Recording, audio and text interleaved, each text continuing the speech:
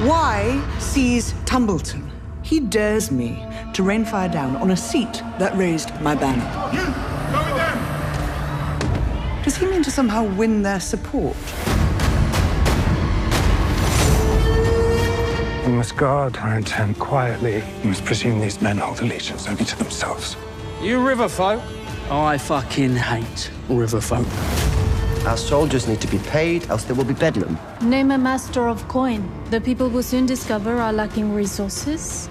They can blame him. We seek Prince Aemond. If you know where he is, I'd advise you to be forthcoming. Oh my. My purpose is to restore the rightful line to the Iron Throne. It is the will of the gods